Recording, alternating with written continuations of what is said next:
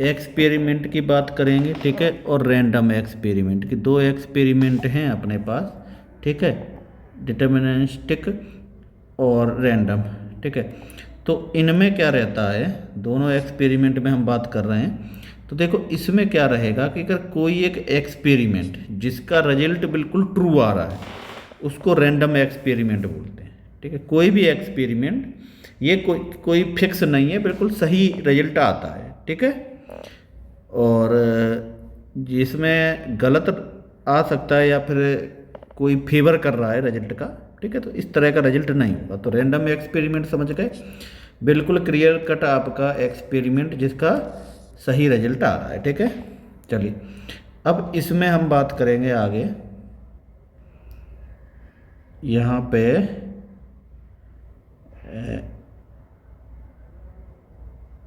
चलिए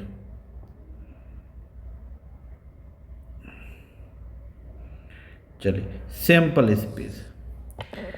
sample space क्या होता है कि कोई भी चीज़ है और उसका हम जब उसको सॉल्व करते हैं, ठीक है, जैसे मान लो हमने एक डाई को थ्रो किया है, तो डाई में क्या आ रहा है 1 2 3 4 5 6, तो ये सभी आपका सैंपल स्पेस होता है, ठीक है। तो ये सब सैंपल स्पेस में आएंगे आपका, ठीक है। मान लीजिए एक कॉइन को आप टॉस कर रहे हो, ठीक है, सैंपल स्पेस को कैपिटल एस से रिप्रेजेंट करते हैं।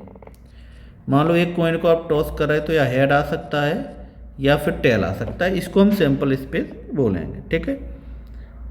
क्लियर हुआ सैंपल स्पेस कि एक कॉइन को टॉस कर रहे हो, हेड आ रहा है टेल आ रहा है, ये सैंपल स्पेस में हो गया आपका, ठीक है। अब जैसे यहाँ पे बात करोगे, यहाँ पे क्या क्या 2 कॉइन को टॉस कर रहे हो, तो ये आए, इसको हम बोलते हैं कैपिटल एस से सैंपल स्पेस होता है, और ये आपके इवेंट आ गए। क्लियर हो गया। चलिए अब इवेंट, चलिए इवेंट पे आ जाओ। इवेंट क्या होता है कि ये जो होते हैं, ये एक इवेंट 2 3 और 4, ठीक है, इनको इवेंट बोलते हैं। समझ में आ गया, इनको क्या हम बोलेंगे, इवेंट बोलेंगे, ठीक है। इवेंट हो गया ये, ठीक है। अब सिंपल इवेंट, सिंपल इवेंट में क्या होगा कि एक ही एलिमेंट होगा, जैसे ई है यहाँ पे सिंपल इवेंट है। कंपाउंड में क्या होगा, एक से ज़्यादा होंगे, तो इसमें 2 भी हो सकते हैं, जैसे यहाँ पे आ रहे हैं, तो ये कंपाउंड इवेंट में क्या हो जाएगा, 2 हो जाएंगे। जैसे हमने यहाँ पे एक ले लिया कंपाउंड में एच और टी एच, इस तरह से ले लिया, तो इसमें 2 इवेंट आ रहे हैं, तो इसको कंपाउंड इवेंट बोलेंगे। क्लियर हो गया। चलिए अब इधर देखिए, इसमें इक्वली लाइकली इवेंट की बात करोगे, तो इसमें क्या होगा, events are equal likely if there no reason for an event occurs in a perfect और एन अदर इवेंट, ठीक है। तो इधर देखिए किसी भी इवेंट को अगर उसमें एक जैसे ही एलिमेंट होते हैं, ठीक है, इक्वल एलिमेंट होते हैं, ऑल एलिमेंट्स आर इक्वल, सभी एलिमेंट, 2 इवेंट ऐसे इनमें दोनों में सभी एलिमेंट सेम है, तो उसको इक्वल इवेंट बोलेंगे या इक्वली लाइकली इवेंट बोलेंगे, ठीक है।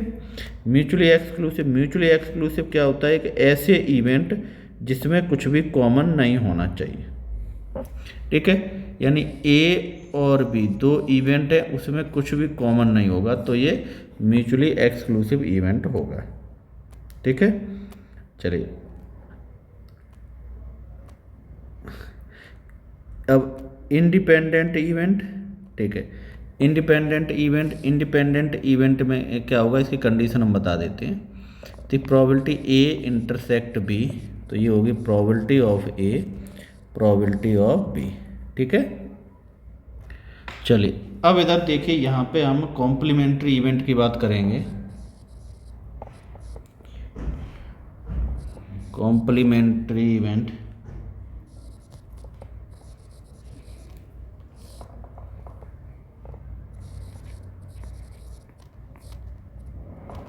चलिए कॉम्प्लीमेंट्री इवेंट की बात करेंगे, तो इसमें क्या होता है, कोई भी एक इवेंट हो तो डैश होगा, वो उसमें नहीं होगा। जैसे मान लीजिए इधर देखो, मान लीजिए प्रोबेबिलिटी ऑफ ए हो गया, और इसका प्रोबेबिलिटी ऑफ डैश होगा इक्वल टू 1 हो गया। क्लियर हुआ। अब यहाँ पे सैंपल स्पेस की बात करो, मान लीजिए वैसे समझा रहे हैं, ठीक है। मान लो यहाँ पे क्या हो गया, ये है मान लो 1 2 3 4 5 और 6, डाई को थ्रो फेंक रहे हैं। ए क्या है, एक इवन इवेंट है 1 3 5, ठीक है। तो ए डैश क्या होगा, एस माइनस ए। तो इसमें क्या आ जाएगा, इनको छोड़ के 2 4 6, ठीक है। चलिए क्लियर हो गया, ठीक है। यहाँ तक क्लियर हुआ ये। अब इधर देखिए, इसमें मैथमेटिकली हम आपको प्रोबेबिलिटी इसमें डिफाइन करेंगे, ठीक है। तो इधर देखिए एस क्या है, एक सैंपल स्पेस है, ठीक है। और प्रोबेबिलिटी हमको क्या चाहिए, ई की चाहिए। अब देखिए प्रोबेबिलिटी जब भी आप बात करोगे, ठीक है, प्रोबेबिलिटी ऑफ ई की बात करोगे तो यहाँ number of element E, number of element S, तो यहाँ पे ये हो गया। इसका मतलब ये होता है number of elements E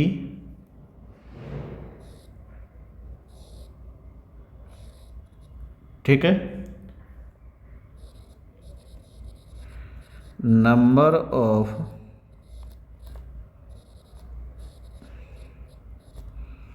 elements in S, ठीक है। तो यहाँ पे नंबर ऑफ एलिमेंट की हम बात कर रहे हैं, ठीक है। चलिए क्लियर हो गया।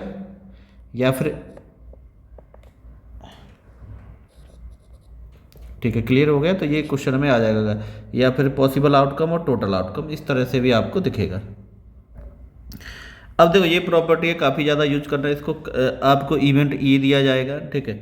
और ई डैश क्या होता है, उसका उल्टा होता है। जैसे मान लीजिए, ठीक है, ये आपका ई है, बाहर वाला ई डैश है, ये अंदर वाला तो ई है, बाहर वाला ई डैश है, ठीक है। तो इन दोनों की टोटल प्रोबेबिलिटी का जो सम होगा वो 1 होगा, ये फिक्स रहता है। क्लियर हो गया। तो ये आप प्रॉपर्टी काफ़ी ज़्यादा यूज आएगी ये, ठीक है, ठीक है। अब इधर देखिए यहाँ पे क्या है कि हम ऑड, ठीक है, इन फेवर और अगेंस्ट की और अगेंस्ट इवेंट की बात करेंगे, ठीक है। तो अब देखो इसमें क्या होगा, फेवर में क्या रहेगा, ठीक है,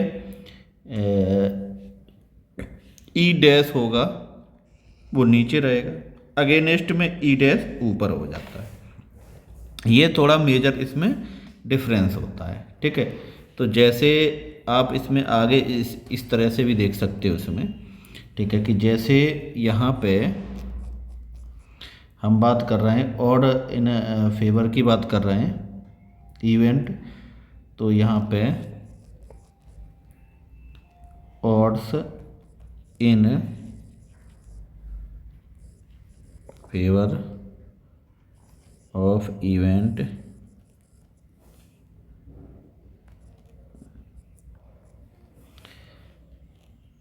इज गिवन बाई, चलिए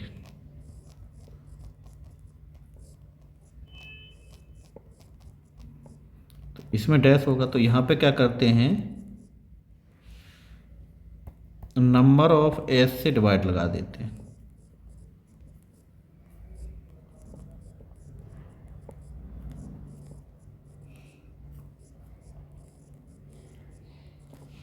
तो ये यहाँ पे हो जाएगा प्रोबेबिलिटी ऑफ ई,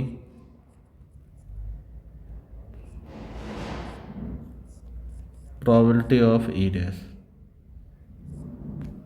ठीक है। चलिए दूसरे वाले में होगा तो वैसे ही लिख देते, अगर ऊपर हो जाएगा तो प्रोबेबिलिटी ऑफ ई डैश ऊपर हो गया और प्रोबेबिलिटी ऑफ ई नीचे हो गया, ठीक है। तो ये छोटा सा रहता है इसको, क्लियर हो गया ये। चलिए अब देखो इसमें एडिशन थ्योरम की हम बात करेंगे प्रोबेबिलिटी में, ठीक है। इसमें क्या होगा, if A and be any two event, दो इवेंट हैं अपने पास, सिंपल स्पेस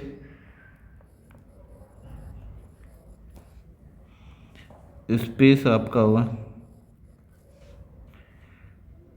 स्पेस एस हो गया, ठीक है। देन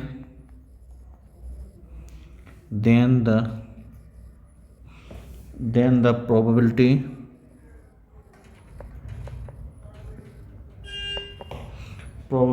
of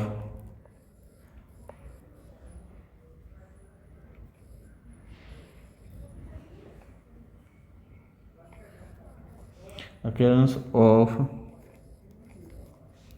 एट लिस्ट, ठीक है। ये एट लिस्ट को थोड़ा ध्यान में रखना। एट लिस्ट का मतलब इसमें at least one of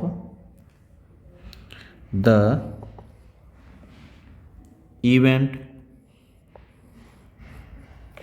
events A and B is given by. तो देखो यहाँ पे क्या होगा, ठीक है, यहाँ पे ये है कि एट लिस्ट कम से कम, ठीक है।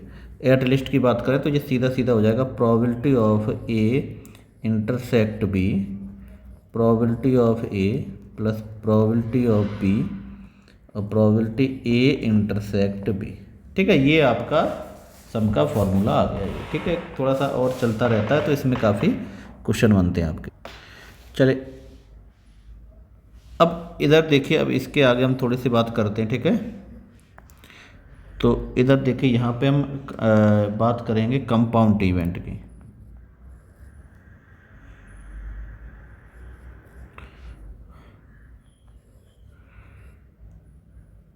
कंपाउंड, ठीक है, अभी देखते हैं इसको, ठीक है। अब इधर देखिए यहाँ पे कंपाउंड इवेंट की हम बात करेंगे तो हमारे पास क्या होगा, टू या टू से ज़्यादा एक साथ आएंगे, ठीक है। तो उनको क्या हम कहेंगे कि कंपाउंड इवेंट बोलेंगे, ठीक है। तो इसमें इसके दो टाइप होते हैं, जैसे रेड बॉल हैं और ब्लैक बॉल हैं, इसमें एग्जांपल दिया गया है। तो इंडिपेंडेंट इवेंट और डिपेंडेंट इवेंट, ठीक है। इंडिपेंडेंट भी हो सकता है, डिपेंडेंट भी हो सकता है। तो कंपाउंड इवेंट के टाइप हो गए, ठीक है। नेक्स्ट इसमें आएगा, हम कंडीशनल प्रोबेबिलिटी की बात करेंगे, ठीक है। कंडीशनल प्रोबेबिलिटी की बात करेंगे तो देखो कंडीशनल प्रोबेबिलिटी में क्या होगा आपका, कंडीशनल, ठीक है, कंडीशनल प्रोबेबिलिटी,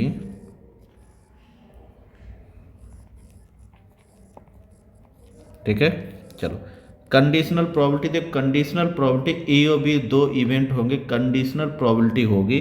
तो इधर देखो इसमें क्या है, ए कंडीशनल बी, इस तरह का साइन होता है। कभी कभी क्या होता है ए और इस तरह का भी साइन दिखता है बी में, बी लिखो इधर, ठीक है। तो बी हो गया, तो ये कंडीशनल ही प्रोबेबिलिटी, ठीक है।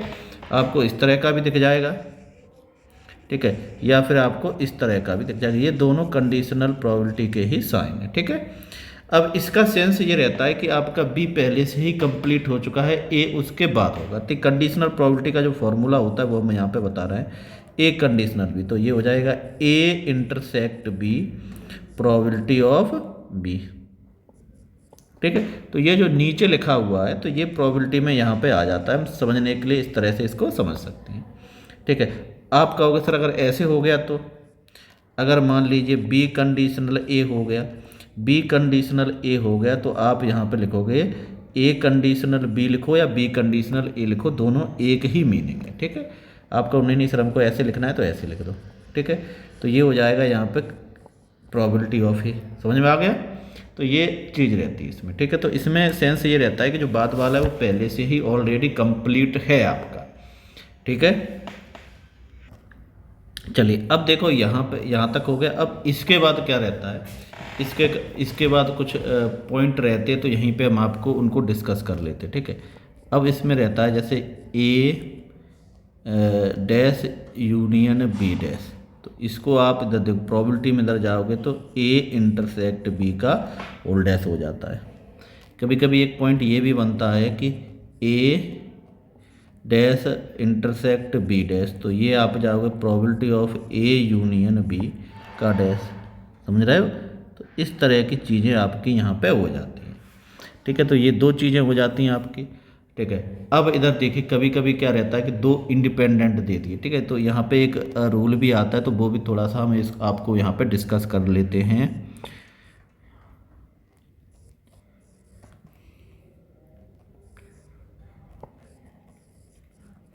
कॉम्प्लीमेंटेशन का जो रूल है उसको थोड़ा सा डिस्कस कर लेते हैं यहाँ पे, ठीक है।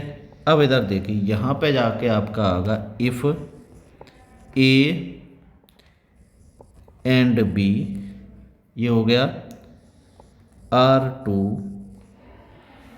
टू इंडिपेंडेंट है,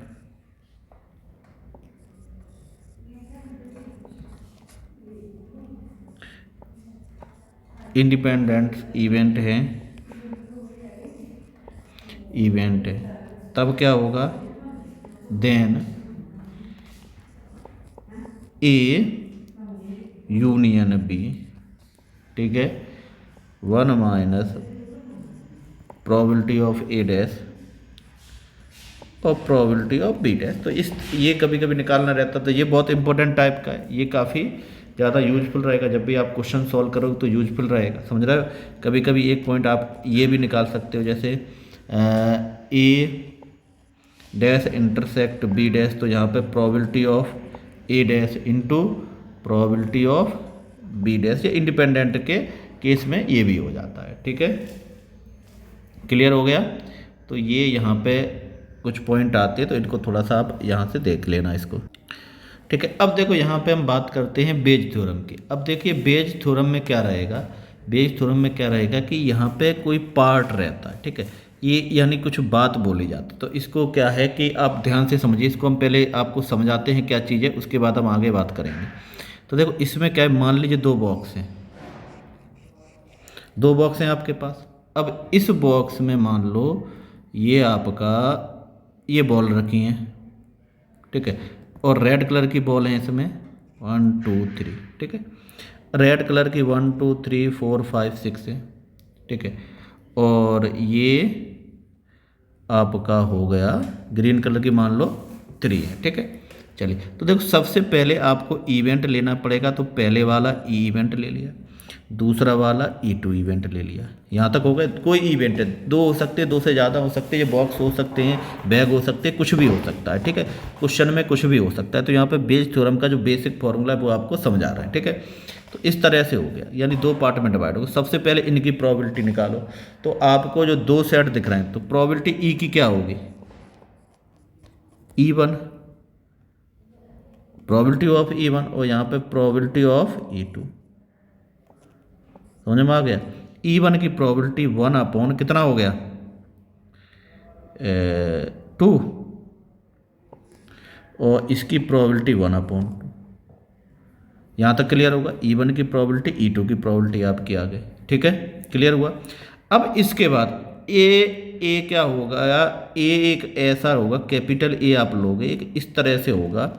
मान लो हमने इसमें रेड बॉल ले ली, ठीक है, ए क्या है आपका रेड बॉल हो गया, ठीक है, रेड बॉल ले ली हमने। अब देखो हमको रेड बॉल की प्रोबेबिलिटी निकालनी है, रेड बॉल की प्रोबेबिलिटी निकालनी है, कहाँ से निकालनी है। अब बताओ रेड बॉल में प्रोबेबिलिटी क्या है, रेड बॉल कितनी है, टोटल 3 रेड बॉल हैं, टोटल कितनी है 8। अब सेकंड में आ जाओ, सेकंड वाले में रेड बॉल की प्रोबेबिलिटी कितनी है 6, टोटल कितनी है 9। ये हो गया। चलिए अब क्या रहेगा, अब आपका फॉर्मूला। अब आपसे दो क्वेश्चन पूछ सकता है, जैसे मान लीजिए उसने पूछा कि आपको रेड बॉल की टोटल में से फाइंड करनी है, फर्स्ट बैग से रेड बॉल की प्रोबेबिलिटी। तो ये बनेगा फर्स्ट बैग, ये हो गया रेड बॉल, ये होगा। तो यहाँ पे आओगे आप, तो E1, और ये हो गया ए कंडीशनल E1, समझ में आ गया। यहाँ पे आप हो गया तो यहाँ पे टोटल आ जाता है, 2 है तो टोटल दोनों का आ जाएगा, ठीक है। तो यहाँ पे आपका E2 और ये एक कंडीशनल E2, समझ में आ गया, क्लियर हो गया आपका। नहीं सर ये अगर सेकंड बैग से पूछा जाता, जब फर्स्ट बैग में हो गया, सेकंड बैग से पूछा जाता तो इधर E2 लिखा जाता ए रेड बॉल की, तो यहाँ पे हो जाएगा E2 probability of A conditional E2 और नीचे टोटल जो भी आ जाता है वो आ जाता है। टोटल में क्या होगा आपका E1, ठीक है, और probability a condition E1 plus probability E2 A conditional E2, clear हो गया, ठीक है। तो ये आपका हो गया बेज थ्योरम का। मेन बेज थ्योरम का यही रहता है। अब आपके ग्रुप में डिसाइड हो, कितने भी ग्रुप बन सकते हैं, कुछ भी हो सकता है, ठीक है। जैसे आपको समझाने के लिए बता रहा है, मान लीजिए ये आपका जो स्टेटमेंट आया कोई भी है, ठीक है, तो यहाँ से हम इधर गए और ये हमने बना दिया, ठीक है। अब इधर देखो, इसको मान लीजिए हमने ये E1 इवेंट में डिवाइड कर दिया, इसको हमने E2 इवेंट में डिवाइड कर दिया, ये पार्ट, इसको हमने E3 में डिवाइड कर दिया, ठीक है, इसको हमने E4 में डिवाइड कर दिया। तो इस तरह से आप डिवाइड करते जाओगे, E1 E2 E3 E4, तो ये 5 हो जाएगा। अब इसमें से कोई भी आपसे पूछ सकता है, ये आपके ऊपर डिपेंड है, आप क्या पूछना चाहते हो, कोई क्या पूछना चाहता है तो आपके ऊपर डिपेंड है, आप जो भी लोगे कर लो, किसी एक की प्रोबेबिलिटी निकालोगे तो जिसकी पूछी जाएगी उसके ऊपर रहेगा। जैसे मान लो ये 4th में पूछी गई, तो आपने 4th ग्रुप से कोई प्रोबेबिलिटी पूछी गई, ए क्या होगा कॉमन प्रोबेबिलिटी, तो यहाँ पे क्या हो जाएगा E4 और ए कंडीशनल E4 और नीचे आ जाएगा टोटल का मतलब E1 से स्टार्ट होगा, E1 probability of A conditional E1 plus E2, ठीक है, probability of A conditional E2 और डॉट डॉट ये गाड़ी आगे चलती जाएगी, ठीक है। तो इस तरह से हो गया, क्लियर हुआ। तो यही बेज थ्योरम रहता है, ठीक है, और यही आपको यहाँ पे हमने समझाया है, ठीक है। कुछ चीज़ें रहती हैं तो ये हो गया यहाँ तक, ठीक है। तो बे स्टेटमेंट क्लियर हो गया आपका, और ठीक है।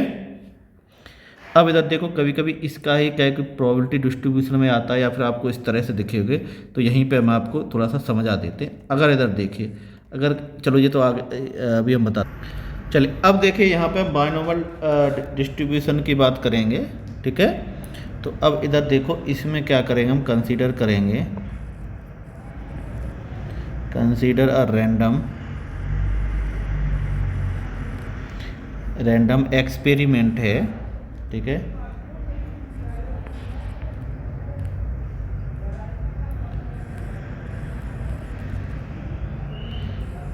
एंड एन इवेंट, चलिए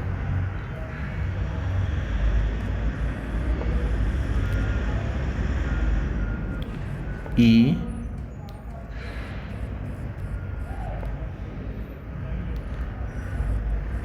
एसोसिएट विथ,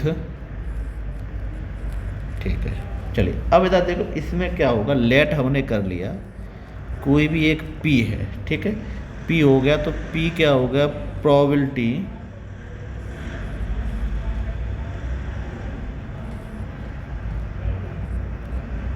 प्रोबेबिलिटी, ठीक है,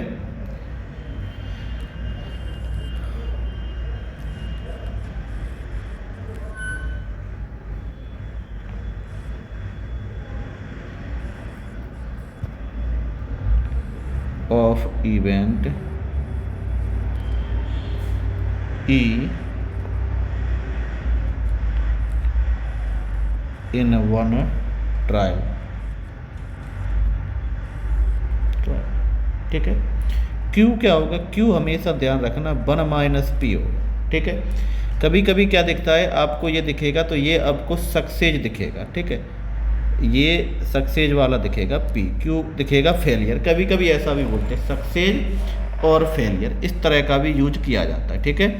अब इधर देखो, इसमें आगे क्या रहता है, इफ़ कैपिटल एक्स यहाँ पे डिनोट करेगा,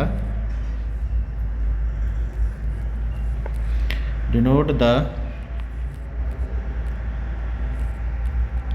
number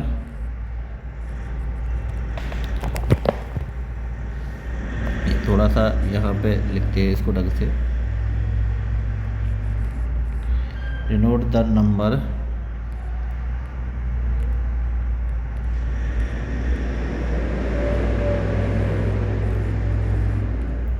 number of success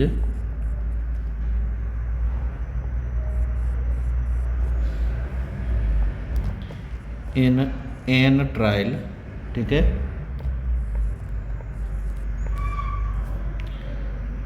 of the random experiment. कोई एक्सपेरिमेंट हो रहा है, ठीक है, तो इसमें क्या है कि जब ज़्यादा बार एक्सपेरिमेंट किया जाता है तो हम ये बाइनोमल डिस्ट्रीब्यूशन या बाइनोमल ट्रायल का यूज करते हैं। बर्नौली ट्रायल भी कहीं कहीं इसको बोलते हैं।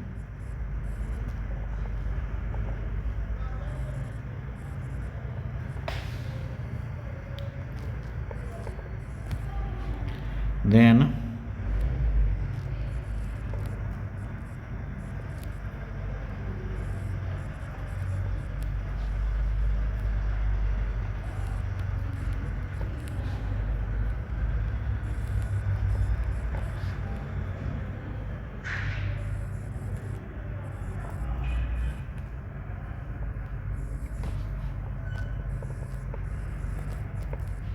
इवेंट्स, ई हो गया, तो ई क्या है, इसको यहाँ पे ऑल्सो कॉल्ड बोल रहे हैं, ये हमने आपको पहले बताया सक्सेस भी बोलते हैं।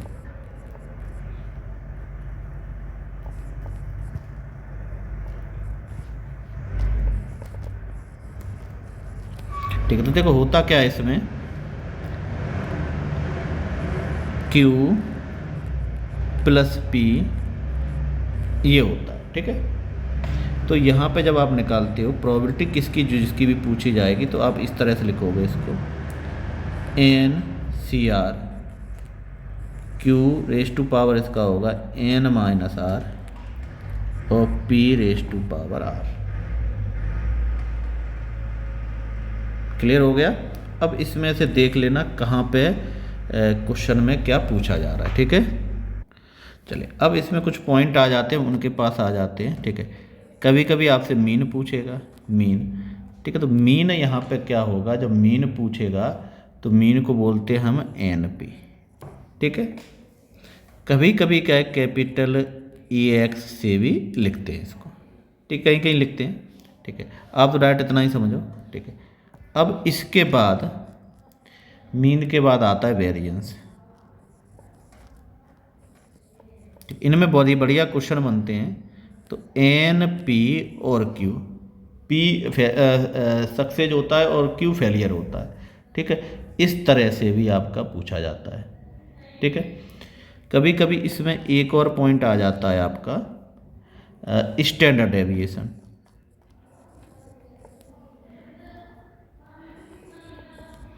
स्टैंडर्ड डेविएशन,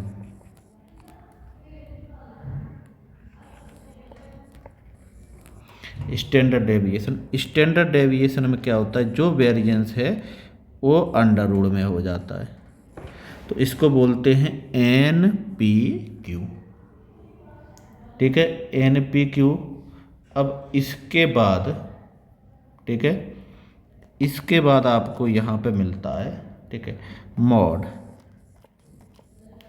ठीक है। ये थोड़ा पूछा जाता है, थोड़ा सा इसको भी देख लेते हैं, थोड़ा बढ़िया क्वेश्चन बनेंगे तो ये भी आ जाता है।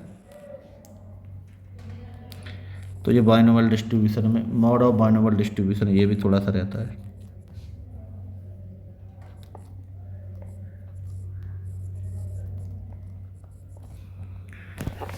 ठीक है।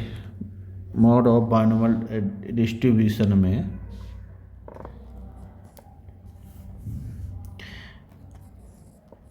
that value of R for, तो यहाँ पे विच, तो ये प्रोबेबिलिटी ऑफ एक्स आर ये हो गया, ये होगा इज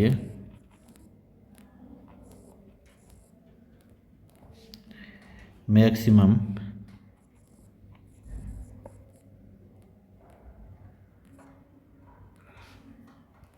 ठीक है। इन अदर वर्ड में आप ये भी बोल सकते हो n+1 -1, ये आप greater than equal to R n+1 और p, ये भी हम कह सकते हैं ठीक है।